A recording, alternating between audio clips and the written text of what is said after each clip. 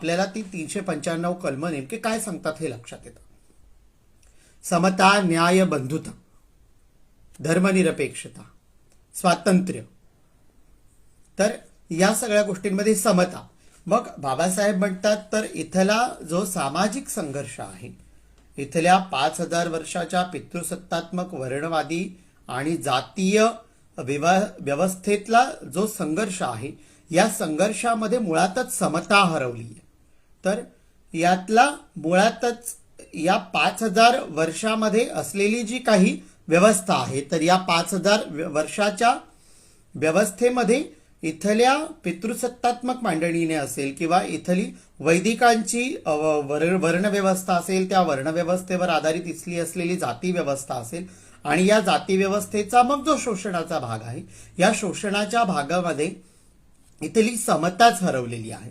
आणि मग ही हरवलेली समता, मग या समतेमध्ये होत असलेलं, या समतेच्या अंगाने जर विचार केला तर इथल्या व्यवस्थेमध्ये होत असलेलं जे शोषण आहे, त्या शोषणाला काढून इथे असलेल्या प्रत्येक, आणि भारतीय संविधान केवळ फक्त जिवंत व्यक्तींविषयी लिहत नाही, ही एक प्रकर्षाने अगदी नोंदपूर्वक लक्षात घेण्यासारखी गोष्ट आहे की भारतीय संविधान केवळ जिवंत व्यक्तींविषयीच नाही, तर इथे असलेल्या जल, जमीन, जंगल, इथे असलेले त्यावर आधारित असलेलं इथलं वन्यजीवन असेल, इथले पशु पक्षी प्राणी असतील, इथल्या नदी नाले असतील, अगदी पर्वतांपासून तर अगदी खनिज गौण संपत्तीपर्यंत असेल, या सगळ्या गोष्टींची मांडणी किंवा त्या सगळ्यांच्या संदर्भातल्या न्यायाची भूमिका ही भारतीय संविधान करतं. आणि भारतीय संविधानाने मग त्या समतेच्या तत्वामध्ये इथे असलेला जो काही शोषणाचा गाभा आहे, तर त्या शोषणाच्या गाभ्याला लांब जाऊ दिलं. या शोषणाच्या गाभ्यामधून समानतेकडे जात असताना मग त्या समानतेमध्ये जल, जमीन, जंगल असेल, त्यावरचा सर्वांचा समान अधिकार असेल, त्या तिथे असलेल्या प्रत्येक जैव घटकाचा असलेला जगण्याचा अधिकार असेल, त्याच्यासाठी मग यामध्ये आपण म्हणू की कसं काय, तर बायोडायव्हर्सिटी ऍक्ट. जर तुम्ही बायोडायव्हर्सिटी कन्झर्वेशन ऍक्ट वाचला तर तुमच्या लक्षात येईल की भारतीय संविधानाच्या अंतर्गत असलेल्या कलमांची संदर्भ घेऊन मग त्यामध्ये इथे असलेल्या अगदी चिमणी असेल, मुंगी असेल, आणि इथे असलेला मग प्रत्येक श्वापद असेल, इथे असलेला झाड असेल, या प्रत्येक गोष्टीला एका समतेच्या पातळीवर आणून ठेवणं, म्हणजे त्याला जगण्याचा समान अधिकार देणं, त्याच्या जगण्याच्या अधिकारासोबतच त्याच्या निर्वहनाची जबाबदारी देखील घेणं, हे इथल्या शासन व्यवस्थेकडे आणि इथल्या प्रशासन व्यवस्थेकडे त्याची सिस्टीममध्ये त्याला बसवून त्याची मांडणी करून देणं, हे समतेच्या या मूल्यावर आधारित आहे. मग समता, मग ही समता येणं खूप गरजेचं आहे. आणि समतेच्या या मूल्याला समजून घेत आपण जर त्याला फॉलो केलं प्रॉपर आपल्या लाईफमध्ये, तर आपल्या लक्षात येईल की भारतीय संविधानाला समता का गरजेची वाटते. आणि बाबासाहेबांनी मग त्यामध्ये कलमांतर्गत दिलेली जी काही असेल, मग ती आपल्याला नागरिकत्वाचे अधिकार असतील, मग त्या ठिकाणी सांपत्तिक अधिकार असतील, त्या ठिकाणी आपल्याला अभिव्यक्तीचा दिलेला अधिकार असेल, त्या ठिकाणी तुम्हाला दिलेला मतदानाचा अधिकार असेल, त्या ठिकाणी दिलेला उमेदवारीचा अधिकार असेल, त्या ठिकाणी तुम्हाला शासनाच्या आणि प्रशासनाच्या चुकीच्या धोरणाविषयी लोकसंघटनात्मक जनांदोलनाच्या माध्यमातून आवाज उठविण्याचा अधिकार असेल, या पद्धतीची सगळी मांडणी. आणि या सगळ्या पद्धतीच्या अधिकारांची जर आपल्याला कुणी ही दिलेली आहे, बाजू दिलेली आहे, किंवा आपल्याला भक्कम असं बळ जर कोणी दिलेलं आहे, तर ते भारतीय संविधानाने दिलेलं आहे आणि त्यातल्या समता या मूल्याने दिलेला आहे. मग समता, मग स्वातंत्र्य, मग स्वातंत्र्याच्या विषयी आपण ज्यावेळी बोलतो तर स्वातंत्र्य कशापासून हवं. आता गेल्या 2-3 दिवसापासून स्वतःला पुरोगामी म्हणवणाऱ्या एका गटातल्या अभिनेत्याने नथुराम गोडसेची भूमिका करणाऱ्या एका पावणे दोन तासाच्या पाऊण तासाच्या सिनेमामध्ये नथुराम गोडसेचा रोल केलेला आहे. आणि मग सोशल मीडियावर ते चाललेलं आहे की त्याच्या अभिव्यक्तीचा भाग, पण त्याच्या अभिव्यक्तीचा भाग करत असताना त्याच्या अभिव्यक्तीने केलेली जी काही समतेच्या स्वातंत्र्याची गळचेपी आहे. बघा, समता आणि स्वातंत्र्य हे अटॅच आहे. समतेला वेगळं आणि स्वातंत्र्याला आपण वेगळं करू शकत नाही. कारण समता असेल तरच स्वातंत्र्य आणि स्वातंत्र्य असेल तरच अभिव्यक्तीचा आनंद.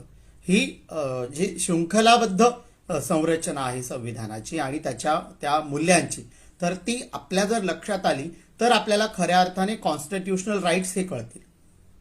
आणि मग त्या स्वातंत्र्यामध्ये काय येतं, तर मी मगाशी बोलत असताना जसं म्हटले की इथला जो शोषणाचा गाभा आहे, तो शोषणाचा गाभा हा ज्या पद्धतीने समतेचा अधिकार हिणावून घेत होता, तर समतेचा अधिकार हिणावल्यानंतर स्वातंत्र्य, तुमच्या वागण्यावर स्वातंत्र्य, तुमच्या बोलण्यावर स्वातंत्र्य, तुमच्या खानपानावर स्वातंत्र्य, तुमच्या विचारांवर स्वातंत्र्य, या सगळ्या स्वातंत्र्याच्या गोष्टी ज्या आहेत याला मर्यादा होत्या.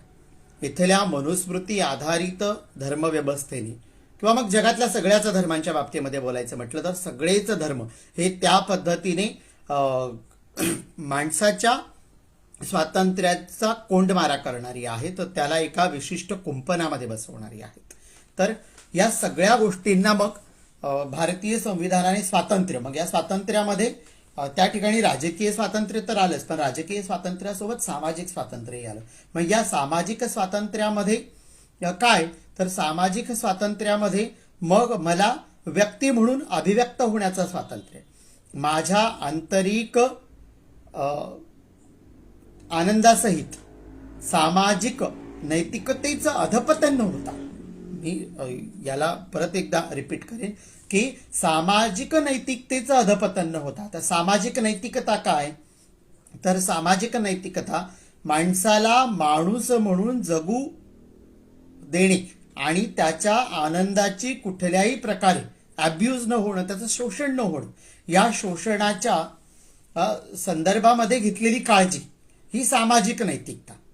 सो कॉल्ड सामाजिक नैतिकता जी काही पेट्रियार्किक किंवा वैदिकांच्या धर्माच्या अनुषंगाने किंवा मग आपल्याकडे आत्ताच एक स्टेटमेंट ज्यांनी दिलं होतं अशा पद्धतीने की चालताना बाईची टाच दिसू नये, अशा पद्धतीची नैतिकता नाही. ही नैतिकता तुमच्या जगण्यावर बंधनं घालणारी आहे, तुमच्या वागण्यावर बंधनं घालणारी आहे, तुमच्या बोलण्यावर बंधनं घालणारी आहे.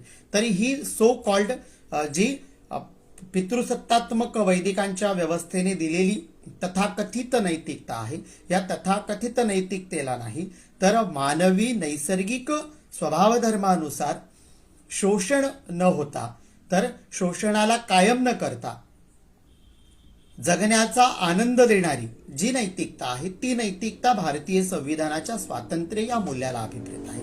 आणि मग ते स्वातंत्र्य मिळायला हवं. चला, ब्रिटिशांच्या कालखंडामध्ये असेल, पेशवाईमध्ये असेल किंवा मग तत्कालीन राजकीय आक्रमकांनी केलेली इथली राजसत्तात्मक भांडणं, लढाया असतील, त्यामधून आलेली गुलामी असेल, या सगळ्या गुलामीमध्ये सगळ्यात अधिकाधिक जर शोषण करणारी कुठली व्यवस्था होती, तर ती धर्माधारित वर्ण आणि लिंग, जात यावर आधारित शोषणाची व्यवस्था होती. तर या व्यवस्थेने माणसाचं शोषण केलं, त्याचं स्वातंत्र्य नाकारलं, त्याला त्याच्या नैसर्गिक स्वभावधर्मानुसार जगणं नाकारलं. हे जगणं नाकारलं गेलं आणि या जगण्याला मग एक आपण म्हणू की त्याच्या त्या जगण्याच्या मोकळीकतेचा मार्ग हा भारतीय स्वातंत्र्य या संकल्पनेमध्ये अभिप्रेत आहे. आणि मग स्वातंत्र्यानंतर पण समता, मग स्वातंत्र्य, मग न्याय. मग न्याय कुठल्या पातळीवर, तर न्याय म्हटलं की आपल्या डोळ्यासमोर दोनच येतं. डोळ्याला पट्टी बांधलेली आंधळी न्यायदेवतेची मूर्ती. आता तिला देवता म्हणावं की नाही म्हणावं हा माझ्यासाठी प्रश्न आहे, किंवा न्यायव्यवस्थेची मूर्ती आपण म्हणूया. पण मी म्हणेल की केवळ भारतीय दंडविधान, फौजदारी किंवा मग न्यायिक, या दोनच प्रक्रियांमध्ये न्याय येतो का, तर न्यायाला मर्यादित ठेवण्याचा प्रकार जो इथल्या राज्यव्यवस्थेने, इथल्या राजकीय शासन व्यवस्थेने किंवा प्रशासन व्यवस्थेने, राजकीय शासन व्यवस्था ही एका विशिष्ट विचारांच्या भोवती रुंजी घालणारी असते. या देशातल्या 70 वर्षाच्या राजकीय इतिहासाकडे आपण पाहिलं तर या देशामध्ये काँग्रेस असेल, मग भारतीय जनता पार्टी असेल किंवा मग डाव्यांची भूमिका असेल, मग त्याला आपण प्रतिगामी किंवा पुरोगामी, आपण त्याला डावे उजवे म्हणतो, तर यांच्या भूमिका असतील, तर ह्या एका विशिष्ट राजकीय स्वार्थ बिंदूभोवती केंद्रित असतात. आणि भारतीय राजकारणाचं इथे असलेलं जातीय उतरंडीचं वर्चस्व, या वर्चस्वाला कायम ठेवून अभिजनवादाला कायम करणाऱ्या असतात. तर या सगळ्या गोष्टींना मग चौकटबद्ध करत असताना यांनी न्यायाला पण मर्यादित करून ठेवलं. आणि न्याय ही संकल्पना केवळ मग फौजदारी प्रक्रियेमध्ये किंवा मग न्यायिक प्रक्रियेमध्ये चालते अशा पद्धतीची मांडणी केली गेली, किंवा मग समाजापर्यंत त्या पद्धतीनेच पोहोचविले गेलं. पण मुळातच नाही, न्याय हा इथपर्यंतच मर्यादित असू शकतो असं कधी येऊ शकत नाही. मग न्याय कशात हवा, तर मी सुरुवातीलाच म्हटलं की ही समता भारतीय संविधानाच्या उद्देशिकेमध्ये असलेली जी काही मूल्य आहेत, तर ही मूल्य ही शृंखलाबद्ध मूल्य आहेत. त्यांना आपण वेगवेगळं करू शकत नाही. क्वारंटाईनच्या पिरियडमध्ये जो विषय आपण सगळ्यांनी घेतलेला आहे, विलगीकरण कक्ष, तर तसं आपण प्रत्येक शब्दाला विलगीकरण त्याचं करू शकत नाही, त्याची वेगळी करू शकत नाही. ती एक शृंखलाबद्ध आणि साखळीबद्ध अशी मांडणी आहे. त्याला तुम्हाला अटॅच करावं लागेल, त्याला कुठेही सिंगल ठेवता येणार नाही. समता ही न्यायाशी जोडलेली आहे, समता ही स्वातंत्र्याशी जोडलेली आहे, स्वातंत्र्य हे न्यायाशी जोडलेलं आहे. आणि मग न्याय या संकल्पनेमध्ये जे समतेमध्ये आणि स्वातंत्र्यामध्ये येतं. आणि मग समता ज्या गोष्टीमुळे हिणावली जात होती किंवा ज्या गोष्टीमुळे समतेपासून इथे असलेला 96% बहुजन समाज दुरावला जात होता, इथल्या 4% वर्गांच्या स्वतःच्या स्वार्थ केंद्रित सत्ताकांक्षी सत्ताकांक्षी म्हणेल मी त्याला, महत्वाकांक्षी म्हणणार नाही, सत्ताकांक्षी स्वार्थी धोरणांमुळे, तर ह्या वर्गाला मग त्या समतेच्या रेषेवर आणून ठेवणं आणि मग त्या समतेच्या रेषेकडून त्याला स्वातंत्र्याकडे आणणं आणि मग स्वातंत्र्याकडून त्याला न्यायाकडे देणं. तर न्यायाकडे जात असताना मग तो न्याय केवळ न्याय, मी मगाशीच बोलताना म्हटलं की भारतीय संविधानातले 395 कलम हे केवळ आपण इथे लाईव्ह आहोत एवढ्या हाडामासाच्या ह्युमन स्पेसिस पुरतं ते मर्यादित नाहीये. तर आताच्या क्षणाला जे काही सायंटिफिकली, ज्याला सायन्स म्हणतं की आताच्या क्षणाला आपण बसलेलो आहोत, तर या ठिकाणी अब्जो मायक्रो स्पेसिस पण आपल्या अवतीभोवती आहेत.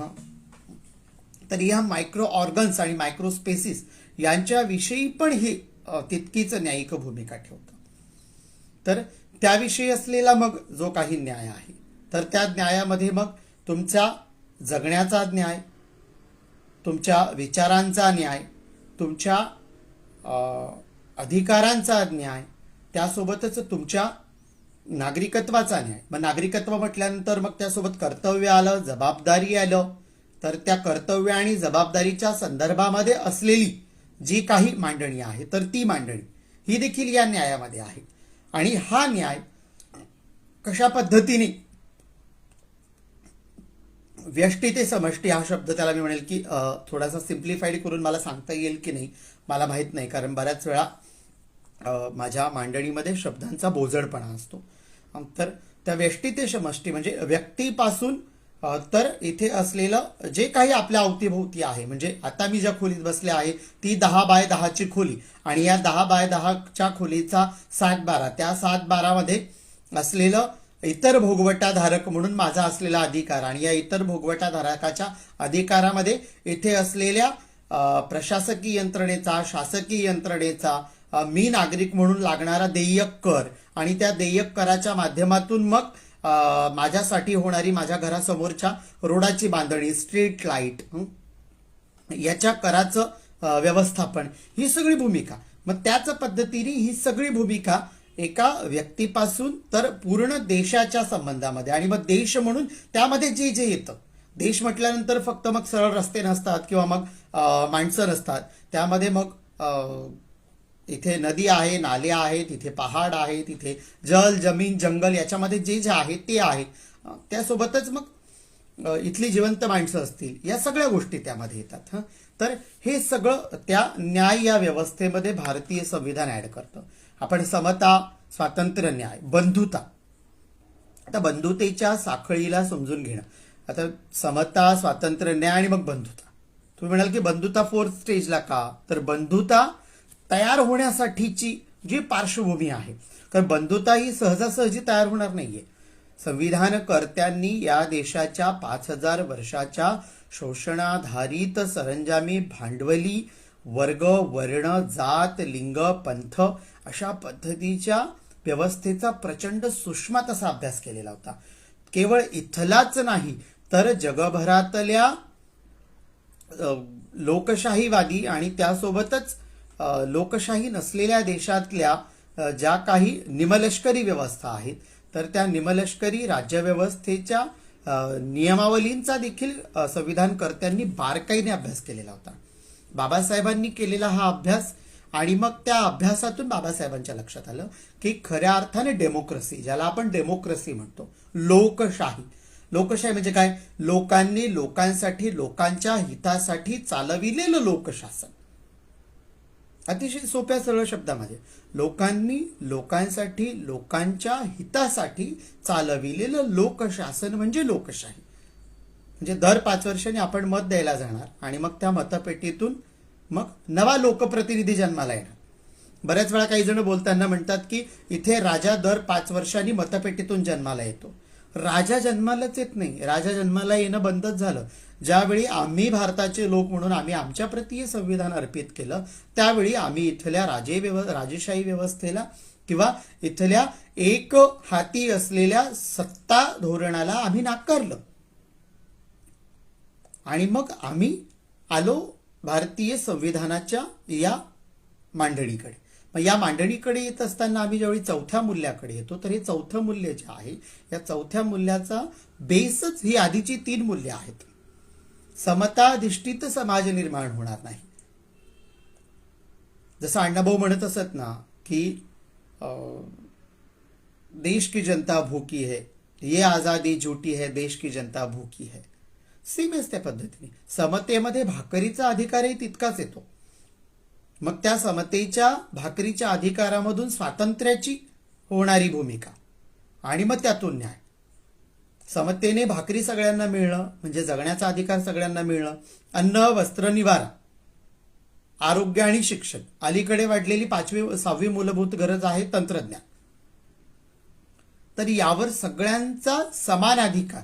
या समान अधिकारातून त्यांच्या उदरनिर्वाहासोबतच त्यांच्यातल्या जाणीवेतला अधिक प्रखर करणं आणि या जाणीवेला प्रखर करून त्यांच्यातल्या नेणिवेतली गुलामी मारणं, त्यांच्यातली नेणिवेतली गुलामी मारणं, हे सगळं या कॉन्स्टिट्यूशनला अभिप्रेत असलेल्या मूल्यांचा बेस आहे. आणि मग ते समताधारित. मग त्या समतेकडून आपण येतो स्वातंत्र्याकडे. आणि मग त्या स्वातंत्र्यामध्ये काय? तर त्या स्वातंत्र्यामध्ये प्रत्येकाला त्याच्या उदरनिर्वाहासाठी योग्य प्रमाणामध्ये पोषक आहार पुरवणं, त्या पोषक आहारासोबतच त्याच्या आरोग्याची मूलभूत काळजी आणि त्यासाठी प्रतिबंधात्मक उपाययोजन करणं, त्या प्रतिबंधात्मक आरोग्याच्या उपाययोजनासोबतच शिक्षणाच्या सार्वत्रिकरणाच्या माध्यमातून शिक्षणातून त्याच्या आपण ज्याला म्हणू की त्याच्या क्षमतांचा विकास करणं. मग त्या क्षमता वेगवेगळ्या पातळीवरच्या असू शकतात. कुणाची क्षमता ही टेक्निकल असू शकते, कुणाची क्षमता ही बौद्धिक पातळीवरची असू शकते, कुणाची शारीरिक पातळीवरची असू शकते. अशा वेगवेगळ्या पातळीवरच्या त्याच्या क्षमतांचा योग्य पद्धतीने विकास करणं. मग आरोग्य झालं, मग अन्न, वस्त्र, निवारा झालं, मग शिक्षण झालं, मग त्यासोबतच टेक्निकल अलीकडे वाढलेली एक गरज तंत्रज्ञान. तंत्रज्ञानाची गरज ही देखील मी प्रशासनाची मूलभूत जबाबदारी आहे हे यासाठी म्हणावं लागेल कारण लॉकडाऊनच्या पिरियडमध्ये ऑनलाईन शाळांचं आपण बघतोय की आपली इथे असलेले जे पालक वर्ग असतील त्या पालकांची पाल्य ऑनलाईन वर्गांमध्ये शिकता आहेत. किंवा मग महाविद्यालयीन स्तरामध्ये आपण बघतो की तिथे संगणक प्रशिक्षण झालेलं आहे. मग त्या संगणकाच्या माध्यमातून असेल किंवा ऑनलाईन एज्युकेशन असेल किंवा मग जगभरातलं, कारण जग हे खेडं झाले, तर या जगभरातल्या खेड्यामध्ये किंवा जगभरामध्ये असलेल्या ज्या विविध ज्ञानशाखा आहे त्या ज्ञानशाखांचा त्याला परिचय होणं, त्या परिचयासाठी असलेली जी काही, कारण इंटरनेटच्या माध्यमातून काय प्रसारित केलं जावं किंवा इंटरनेटवर काय पब्लिश केलं जावं किंवा कुठल्या वेबसाईटवर बंदी आणली जावी, या सगळ्या संदर्भामधल्या जर सगळे रोल असतील तर ते घेण्याचं किंवा त्यावर लक्ष ठेवण्याची जबाबदारी ही शासकीय विभागातल्या प्रशासकीय सायबर सेल डिपार्टमेंटची आहे. मग त्यासोबतच ही जबाबदारी देखील शासनाची आहे की इथल्या नागरिकाला, इथला जो विद्यार्थी वर्ग असेल, इथला जो नागरिक असेल, जो इंटरनेट, कारण इंटरनेट हे बहुतांशी आताच्या क्षणाला देशातली 50% च्यावर जनता ही इंटरनेट हाताळते आणि मग ती हाताळत असताना त्याच्यापर्यंत योग्य पद्धतीची माहिती, की ती माहिती ही एक आपण ज्या विषयावर आता चर्चा करत आहोत, समताधिष्ठित समाज निर्मिती, या समताधिष्ठित समाज निर्मितीसाठी ती माहिती त्याला माणूस म्हणून योग्य पातळीवर घडवणारी असेल तर ती त्याच्यापर्यंत पोहोचवणं ही देखील तंत्रज्ञानाची एक जमेची बाजू आहे. तर टेक्निकली त्याला डेव्हलप करणं, मग त्या टेक्निकलमध्ये फक्त संगणकच येत नाही, मग त्याच्यामध्ये मग त्याच्या ब्रांचेस आहेत खूप साऱ्या. मग ते इंजिनिअरिंग पासून असेल तर ते कॉम्प्युटर इंजिनिअरिंग मधल्या वेगवेगळ्या शाखा असतील. हे सगळं देखील मग शासनाच्या जबाबदारीमध्ये येतं. तर